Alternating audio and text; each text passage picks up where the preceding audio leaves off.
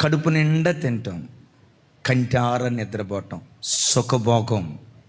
వారంలో ఒక్కరోజు కూడా ఉపవాసం లేకుండా ఉండటం సుఖభోగం. ఏంటి సుఖభోగం? ఏంటి సుఖభోగం? రాత్రి 10 పడకల మీదకి వెళ్ళి ఉదయం 7-8 దాకా నిద్రపోవటం సుఖభోగం.